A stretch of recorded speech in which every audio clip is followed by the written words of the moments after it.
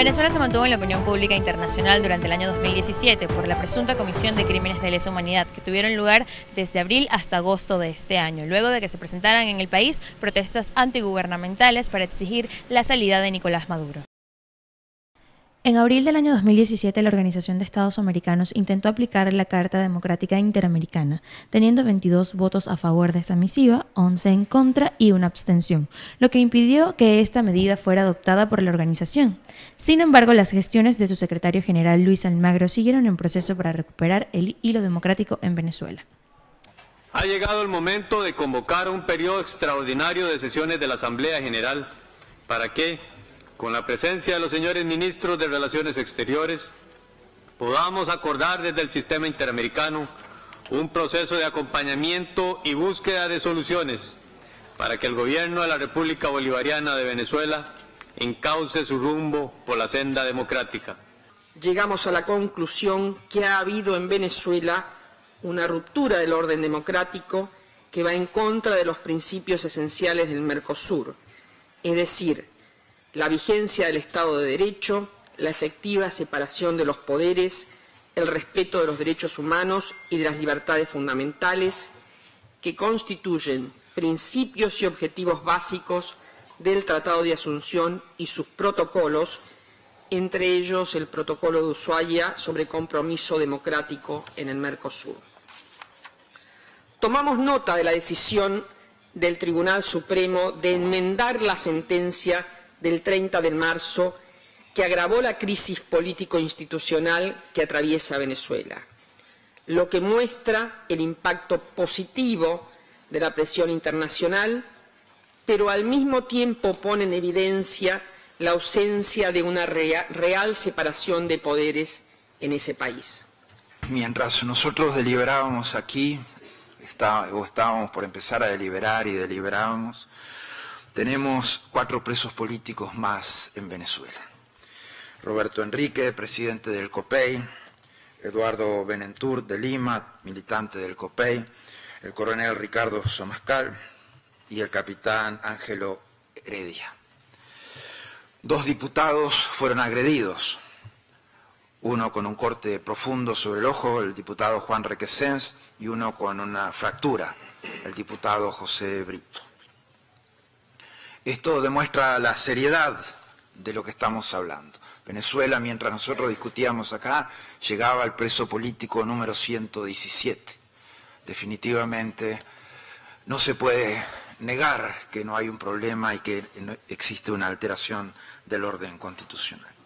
Desde el punto de vista jurídico, la alteración del orden constitucional ha sido absolutamente profunda y devastadora en Venezuela, y el reconocimiento por parte de este cuerpo en el día de hoy es un paso importantísimo para recuperar la democracia, el restablecimiento de la democracia en ese país.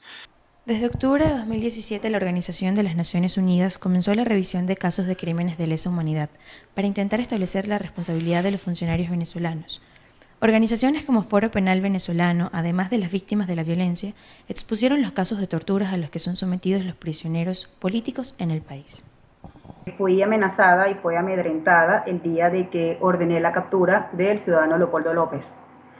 Con respecto a esa situación, voy a hacer al principio una introducción de cómo funciona el nivel judicial y cómo el Ejecutivo incide en las decisiones de los jueces. En primer lugar, cuando se ordena una captura, se hace normalmente vía telefónica. Los jueces son contactados mediante el Tribunal Supremo de Justicia. Para el momento del ciudadano Leopoldo López, quien presidía el Tribunal Supremo de Justicia era la doctora magistrada Gladys Gutiérrez, y la persona encargada de la sala penal del Tribunal Supremo de Justicia era para ese momento la doctora magistrada Deyanira Nieves. En mi caso, me encontraba de guardia el día 12 de febrero del 2014. Éramos 6 tribunales de guardia. Nos hicieron una llamada de la presidencia del circuito que debíamos quedarnos en los recintos judiciales, ya que venía en camino unas órdenes de allanamiento y de aprehensión. Alrededor de como las 10 de la noche nos devolvieron la llamada para que nos retiráramos del recinto judicial a nuestros hogares. cosa que hice, y en el transcurso de llegar a mi casa recibí varias llamadas de un número desconocido. En Venezuela, los jueces, por la función que ejercemos de administrar justicia y a la cual la gran mayoría de los condenados no están de acuerdo, esto siempre de una u otra forma arremeten enviando mensajes, llamadas a los jueces que fueron sus seguidores en su proceso. En mi caso, no agarraba la llamada, ya que era un número desconocido, no desconocía quién era la persona que me llamaba, a lo que en un momento recibí una llamada de mi jefa en ese momento, en la presidenta del circuito, y me comentó que por favor atendiera las llamadas que eran urgentes. En lo que volví a recibir una llamada, en ese momento me escucho una voz que se manifiesta como la presidenta del Tribunal Supremo de Justicia, en este caso la doctora magistrada Gladys Gutiérrez. Me comunica, me pregunta si es la doctora Tovar, le digo que sí, si por favor me podía devolver al recinto judicial, ya que necesitaba que estuviese allí para ordenar unas, valga la redundancia, unas órdenes de aprehensión, a lo que bueno, le comenté que efectivamente me regresaría. En ese momento tardaría alrededor de 10 minutos a 20 minutos a regresarme al centro de Caracas. Cuando llegué, me llamó muchísimo la atención que me encontré con todo el Poder Judicial, el edificio del Palacio de Justicia, tomado tanto por organismos de la Dirección de Inteligencia Militar, al que todos saben en Venezuela pertenece al Estado del Ejecutivo Nacional, el SEBIN, Servicio Bolivariano de Inteligencia, y la Guardia Nacional de dicho Palacio de Justicia. Me llamó mucho la atención la gran cantidad de funcionarios allí presentes. Igualmente me llamó la atención que se encontraban 4 fiscales a nivel nacional. José Foti, Franklin Nieves, Narda Sanabria y Juan Colmenares. Estas personas estaban esperándome. Me preguntaron si yo era la doctora Tovar, les respondí positivamente y enseguida fuimos hasta el recinto judicial. En ese momento, todos acompañados de todos estos funcionarios policiales, llegamos al tribunal. En ese momento estaba yo sola. Entramos, me llamó la atención que ingresaron con los 4 fiscales nacionales los funcionarios de la DIN y del SEBIN. En eso nos sentamos y me dicen que están allí para entregarme unas órdenes que requieren que sean aprobadas de forma inmediata. En ese momento yo abro la carpeta que me entregan y me consigo con que la primera orden de aprehensión era para el ciudadano Iván Carratú. En ese momento desconocía realmente quién era la persona, sin embargo era la forma de trabajar del Ministerio Público, quien es el que inicia una investigación. El juez no puede ordenar una aprehensión sin la solicitud previa del Ministerio Público. En este caso, el Ministerio Público es el que me está pidiendo a mí que se allane y se ordene una aprehensión a una persona determinada. Es allí cuando yo observo que están de una u otra forma los requisitos para ordenar la aprehensión y el allanamiento, y procedo a ordenar dicha detención. Seguidamente me dicen, continúe con la otra orden, consigo la otra orden, y es del señor Fernando Gervasi, disculpen, Fernando Gervasi. En ese momento también desconocía quién era esa persona, y igualmente reviso toda la orden de aprehensión y efectivamente voy e imprimo dicha orden. Pensaba que ya había terminado y me dicen, disculpe doctora, queda una orden más. Cuando abro la siguiente orden, me consigo que es con el ciudadano Leopoldo López. En ese momento realmente mi mente como venezolana y como mujer de mi tierra, conociendo la trayectoria de este ciudadano y los problemas a los que estamos, mejor dicho, sometidos los venezolanos, realmente subí la mirada y le dije a los fiscales que qué era eso. Me dicen, una orden que usted debe de firmar. En ese momento yo le digo, bueno, pero podemos esperar hasta mañana con esta orden y yo la reviso minuciosamente para poder, en tal caso, ver si la voy a acordar o no. Me dicen, no, doctora, la orden es para que usted la acuerde. En ese momento, al ellos ver mi reacción, está uno de las personas del DIM y hace un comentario muy fuera de lugar en ese momento y me dice, usted como que quiere ser la segunda juez Afiuni. Para las personas que no saben quién es la juez Afiuni, la doctora María de Lourdes Afiuni es una juez que ha sentado precedente en el país de Venezuela, ya que la misma, por no cumplir las órdenes del Ejecutivo Nacional, en ese caso el fallecido Hugo Chávez Frías, ella le otorgó una medida cautelar a un empresario para ese momento llamado Eligio Cedeño. Estamos hablando de diciembre del año 2010.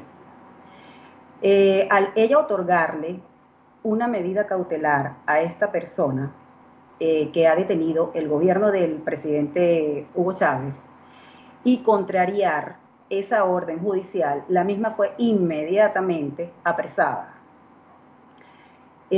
Fue un tema bastante engorroso a nivel judicial, ya que todos, incluyéndome, pudimos ver la manera en que ella fue sacada como una delincuente de su propio recinto judicial.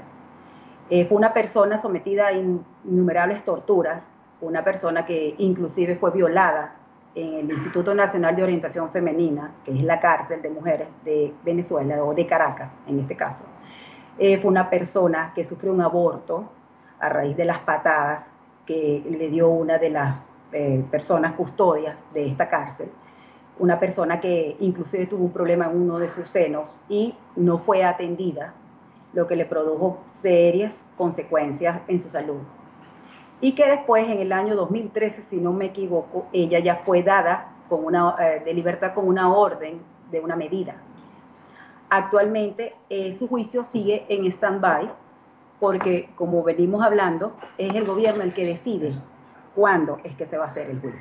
Y las denuncias sobre crímenes cometidos en la República Bolivariana de Venezuela pueden constituir crímenes de lesa humanidad que deban ser investigados por la Corte Penal Internacional. Esa es la cuestión a discutirse acá.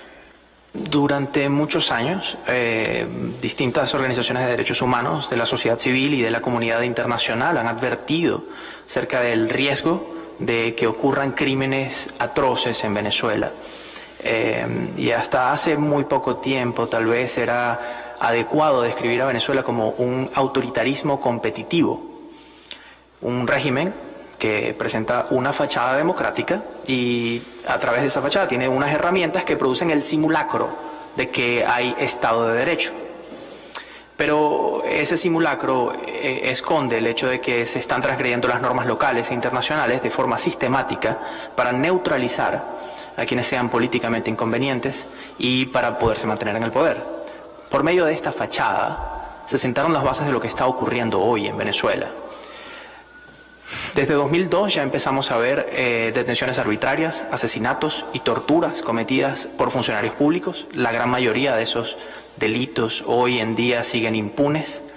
Y en buena medida es porque el sistema judicial se ha pervertido y se ha politizado a través de planes metódicos. Un hito importante en estos planes ocurrió en el año 2009, cuando la juez María Lourdes Afiuni fue destituida, encarcelada y en prisión, abusada sexualmente, violada.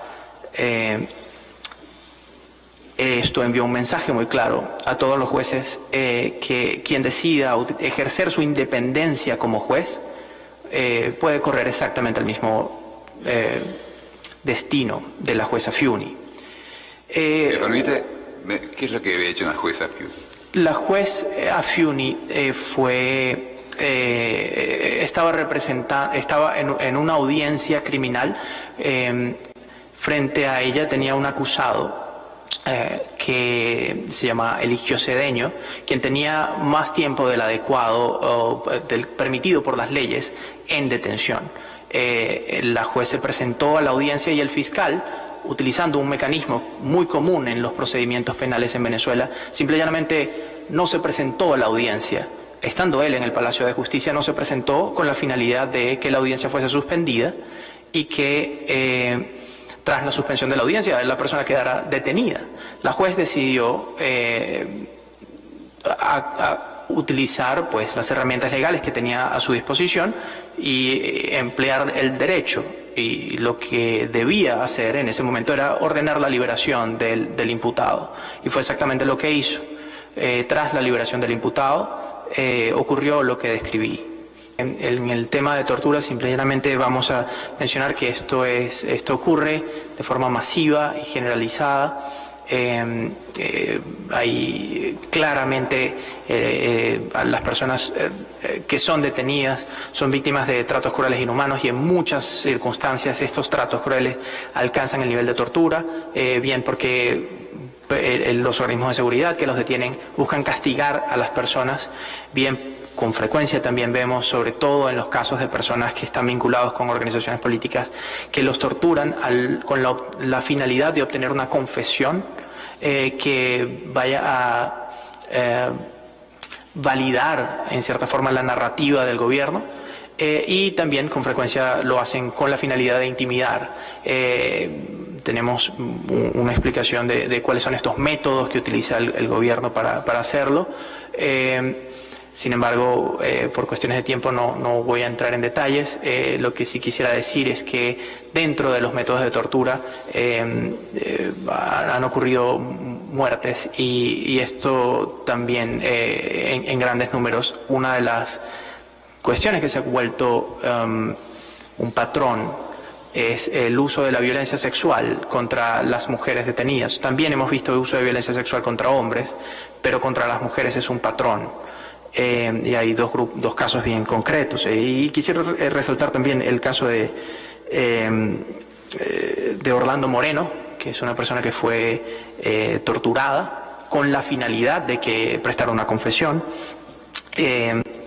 También en 2014 ocurrió en Barquisimeto una detención de 8 jóvenes, entre ellas una de ellas era menor de edad, y recibieron ataques brutales. Una de ellas le desprendieron el cuero cabelludo en estos ataques, y hubo ataques sexuales en medio de esta golpiza.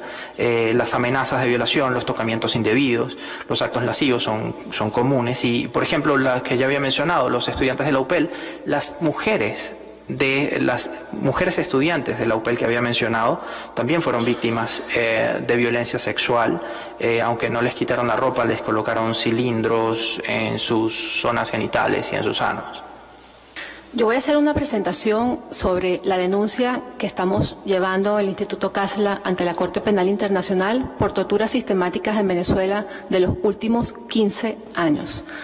El Instituto Casla presentó el 27 de julio del año 2016 un primer padrote de denuncias en la Corte Penal Internacional que comprende torturas sistemáticas en contra de disidentes críticos, líderes políticos, militares, líderes juveniles, jueces, comunicadores sociales y manifestantes desde el año 2002.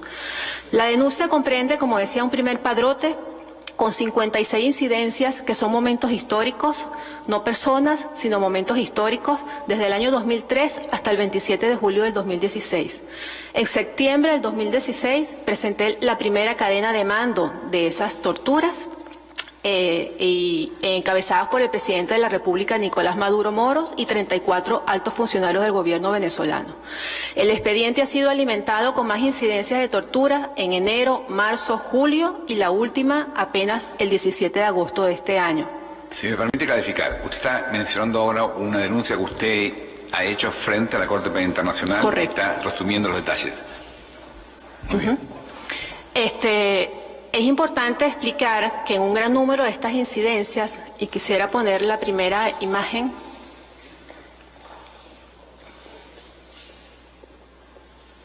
la otra, ok, esta, ahí no se va a ver, bueno. Un gran número de incidencias de las torturas presentadas, aunque el testimonio sea de una sola víctima, han ocurrido como consecuencia de detenciones masivas en las manifestaciones, y que en su mayoría las propias víctimas nos han dicho que estaban siendo torturadas con X número de víctimas. Algunas han identificado cuántas eran, las han podido cuantificar, como en el cuadro están esas personas que las han podido cuantificar, y otras no.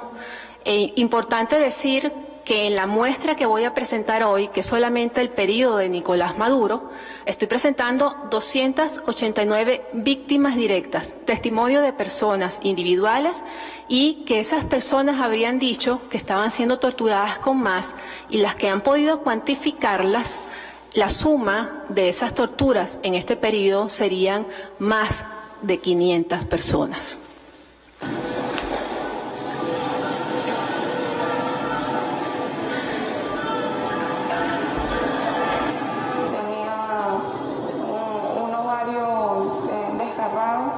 De los golpes que me dieron y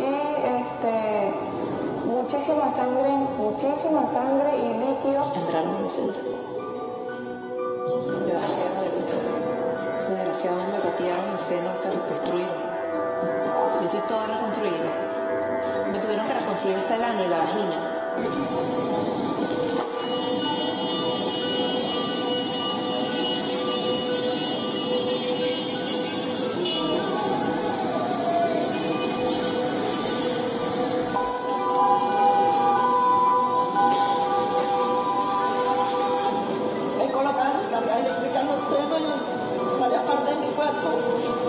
Me dijeron que me montara en una tanqueta.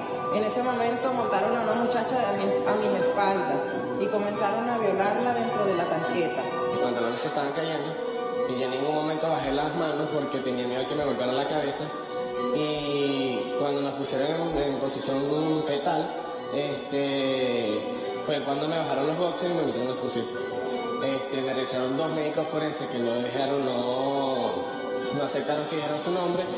Luego a los 2 días me llevaron al hospital central custodiado con la policía de Carabobo.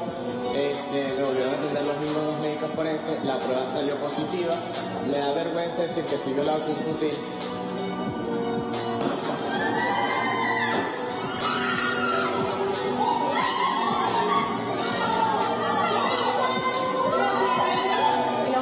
Del Servicio del Cuerpo de Investigaciones Penales y Criminalísticas estaría dispuesta en la Clínica El Ávila para sacar de allí el cuerpo de este joven de 17 años.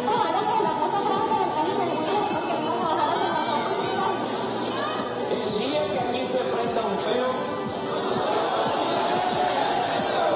ahí estará Diosdado Cabello, fusil al hombro, rodilla en tierra con su pueblo. Prepárense para un tiempo de masacre y de muerte. Si fracasara la revolución bolivariana, prepárense. ¡Corre, maldito! ¡Mataron a la chama, desgraciado! ¡Mataron a la chama! ¡Ayuden, la chama, está bien! ¡Venga, levántese, muévase! El colectivo acá le mató a una mujer.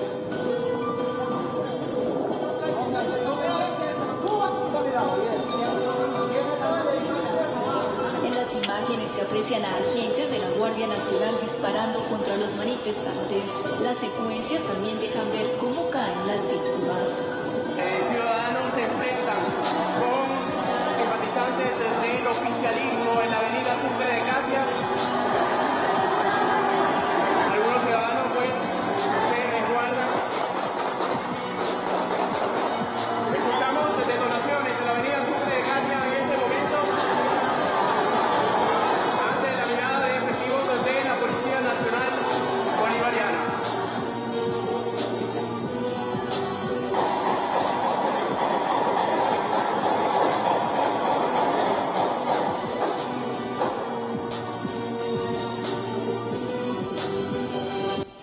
Señor Márquez, ¿se puede acercar al micrófono? Señor Márquez.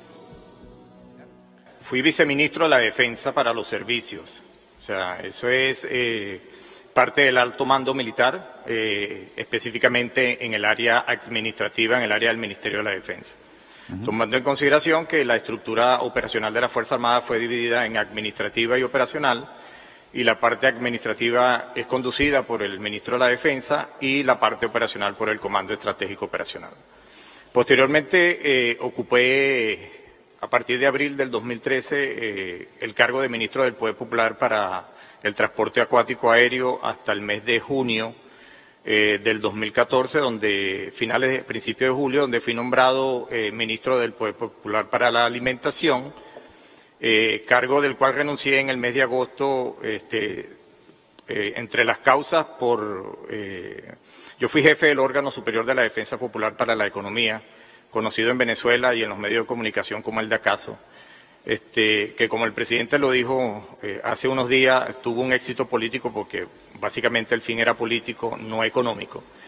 Y se entregaron, producto de esas operaciones que se realizaron, un listado de empresas que recibieron dólar preferencial a través de Cadivi, que permitió que el presidente recibiera poderes habilitantes para la lucha contra la corrupción y formara una comisión presidencial integrada por el hoy presidente del Banco Central, el diputado Sanguino, para en ese momento el ministro de la Defensa, Padrino López, y la fiscal general Luisa Ortega Díaz, que no tuvo ninguna conclusión en ninguna de las actuaciones de los 300 casos presentados.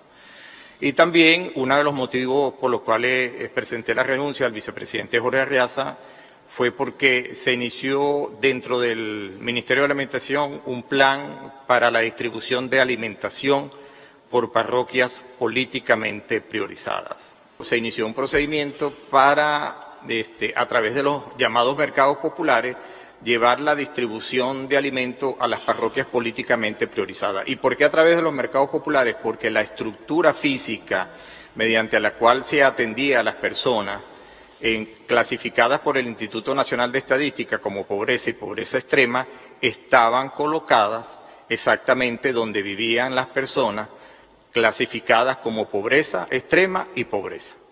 Y por eso se utilizaba el operativo de mercados populares, pero con fines políticos. Quiero afirmarle que yo fui informado por 3 ministros del gobierno del presidente Maduro en el mes de diciembre que yo tenía que salir del país porque el presidente iba a abrir un procedimiento jurídico en mi contra. Diciembre del 2015. Presento la renuncia al vicepresidente Jorge Arriaza. En ese entonces había un proceso que el presidente denominó el sacudón, donde básicamente ese sacudón era un cambio de ministros que normalmente se hacían de manera rutinaria, y en ese procedimiento fue aceptada mi renuncia y yo fui sacado del cargo de ministro. En el mes de mayo del 2016 el presidente emite un decreto.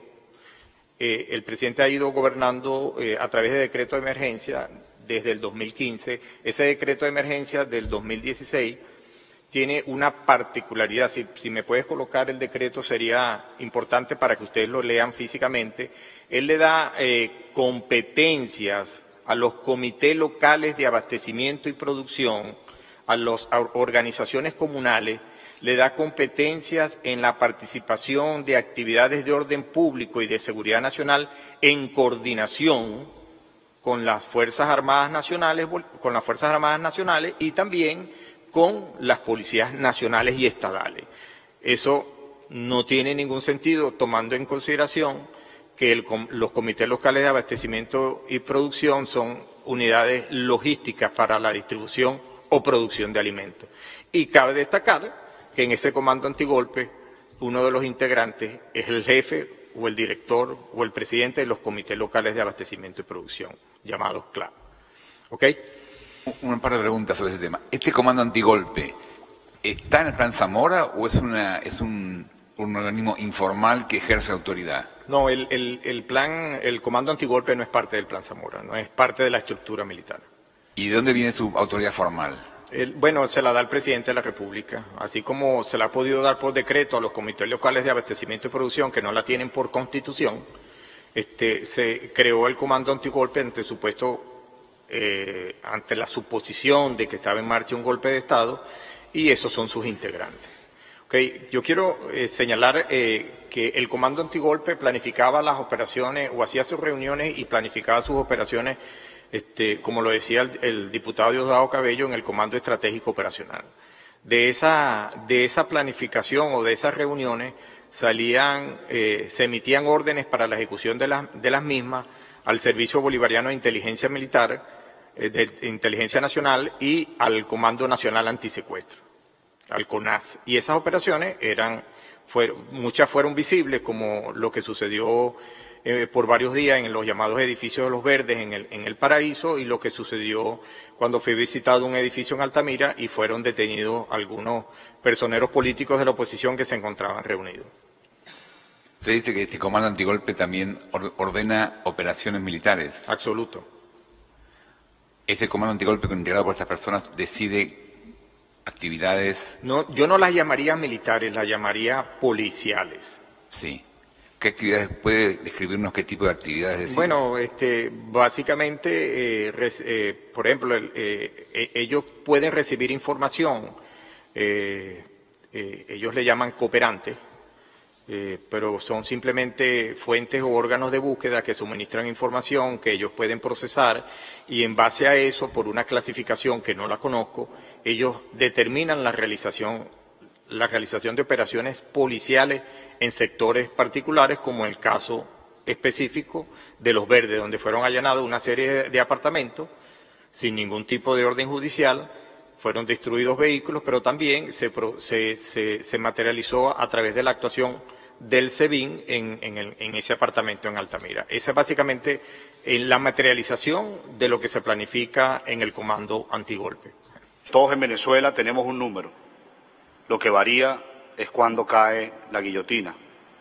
Todo aquel que piensa o se expresa de manera distinta al régimen de Nicolás Maduro es víctima de amenaza, de difamación, de persecución, de represión y de arresto. He pasado por varios episodios.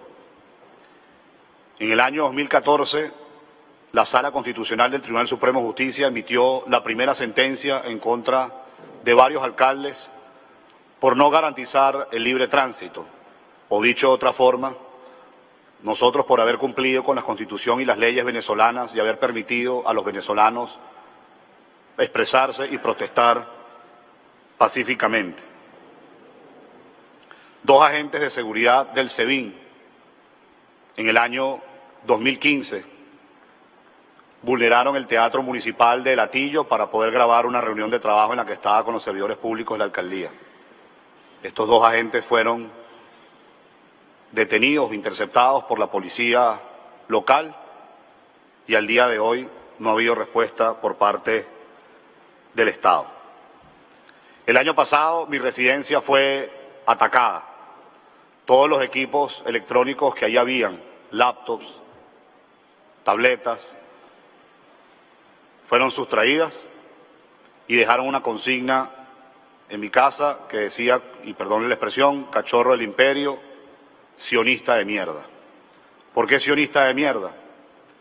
Porque vengo de una familia judeo-cristiana, toda mi familia paterna es judía y permanentemente he sido víctima a través de mensajes en las redes sociales y los medios de comunicación del Estado de ataques por mis raíces judías, como por ejemplo rata judía, judío de mierda o el jefe del sionismo en Venezuela, que lo ha dicho en reiteradas ocasiones Diosdado Cabello. El año 2017 se han destituido varios alcaldes. En los 3 años y 10 meses que han pasado en nuestro periodo, 12 alcaldes han sido destituidos en Venezuela.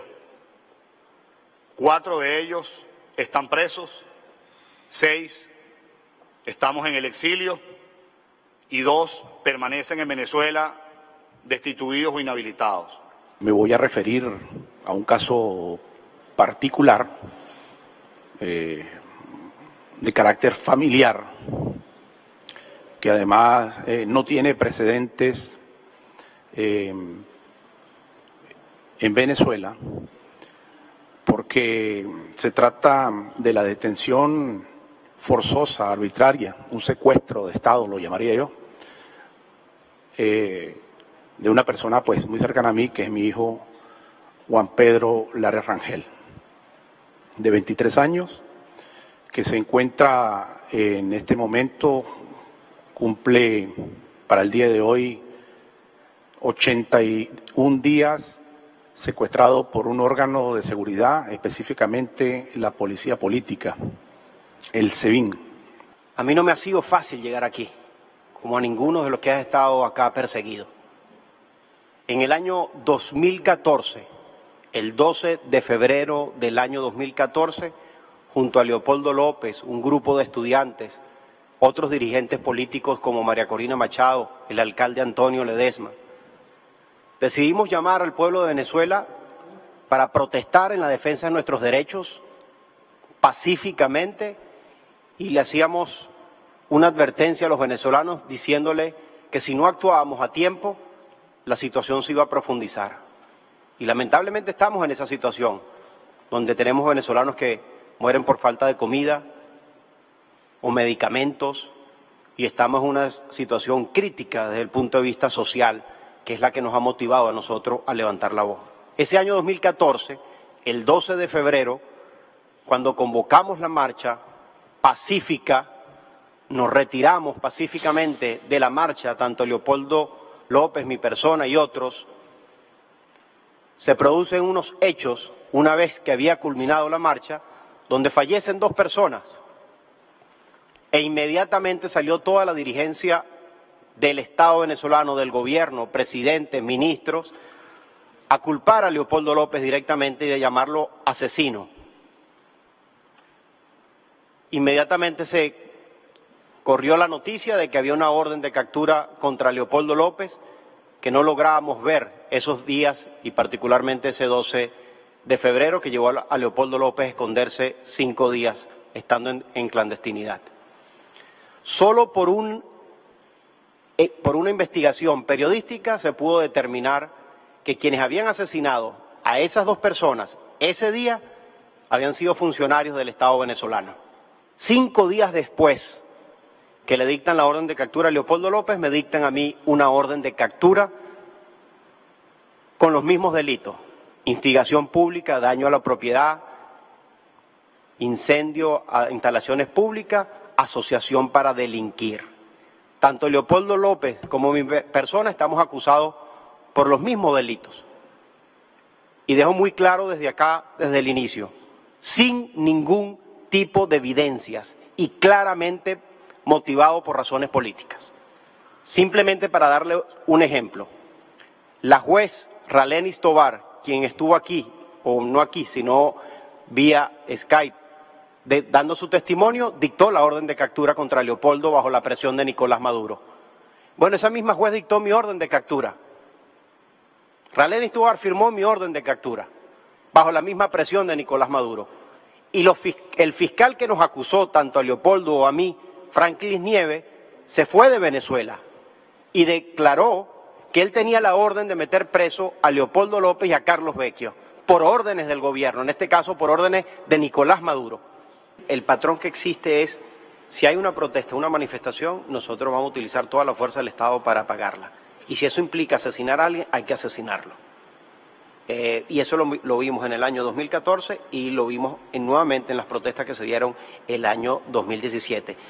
Disparar indiscriminadamente. De hecho, la fiscal general, que luego expresó recientemente una posición distinta, en los casos cuando ella estaba como fiscal antes de ser destituida ilegalmente, presentó muchas acusaciones en los tribunales venezolanos y la mayoría de ellos eran de funcionarios de cuerpos de seguridad del Estado que utilizaban armas de fuego o incluso metras o perdigones para atacar a la población.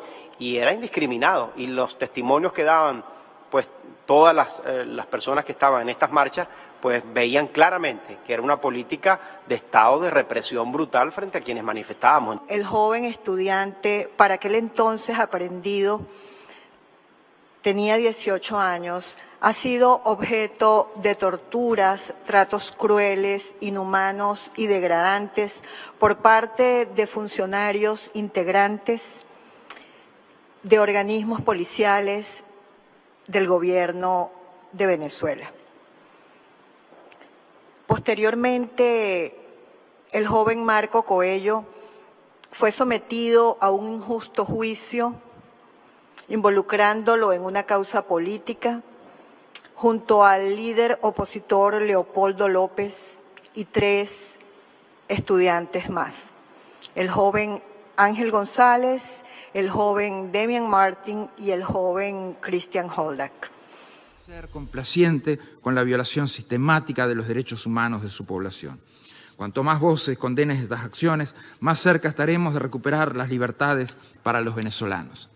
el silencio, las excusas metodológicas o procesales, las ausencias, el lenguaje neutro o condescendiente y mantener callada o descalificar las denuncias son de las principales causas para que el régimen venezolano aún torture, asesina, persiga y tenga presos de conciencia. No existe argumento político, jurídico o económico que justifique ir de la mano de los asesinos y de los torturadores. Miles de ciudadanos han sido detenidos arbitrariamente, la mayoría sin juicio, han sido llevados ante tribunales militares, han sido atacados, golpeados, torturados. El pueblo venezolano merece recuperar sus derechos y sus libertades. Esta es tarea del pueblo de Venezuela, pero es responsabilidad ineludible también de la comunidad internacional trabajar para ese fin. Es hora de tomar las medidas necesarias para enfrentar la crisis sin precedentes que atraviesa Venezuela y contribuir a restaurar el orden constitucional. Como ser, en primer lugar, seguir insistiendo sobre el cabal cumplimiento de las recomendaciones que he formulado en 4 informes sobre la situación en Venezuela, la anulación de la Asamblea Nacional Constituyente, el cese inmediato de la represión, la liberación de todos los presos políticos, el fin de la tortura, un calendario electoral integral incluyendo elecciones presidenciales que asegure la celebración de comicios libres, justos y transparentes con observación internacional de la Unión Europea y la OEA, las 2 organizaciones internacionales con mejores capacidades en ese sentido. El retorno al orden constitucional con el pleno respeto a la separación de poderes, la apertura de un canal humanitario. En segundo lugar, apoyar la institucionalidad democrática venezolana, como la Asamblea Nacional y la Corte Suprema Legítima, el TSJ, que se encuentra hoy en el exilio. En tercer lugar, son necesarias sanciones cada vez más severas dirigidas contra el régimen y contra los integrantes del régimen responsables de violaciones de los derechos humanos o que están involucrados en la delincuencia organizada transnacional, así como contra quienes han atentado contra la democracia. Hacemos nuestras las palabras del presidente Macri pidiendo embargo petrolero. Como hemos visto, la muerte, la pobreza y el sufrimiento son responsabilidad directa de este gobierno, de su ineficiencia, de sus actividades criminales y de su corrupción. Finalmente, continuar con las investigaciones para determinar si se han cometido y si se siguen cometiendo crímenes de lesa humanidad por parte de los dirigentes del gobierno venezolano. Los trabajos en curso analizan pruebas que demuestran el uso de asesinatos, encarcelaciones, torturas, violaciones y otras formas de violencia sexual como parte del ataque en contra de la población civil opositora en Venezuela. Estos testimonios que fueron ofrecidos desde octubre de este año serán reanudados en el año 2018 para determinar la responsabilidad penal de los funcionarios y así emprender un camino legal que no pudo ser completado cuando se intentó implementar la Carta Democrática Interamericana por parte de la OEA.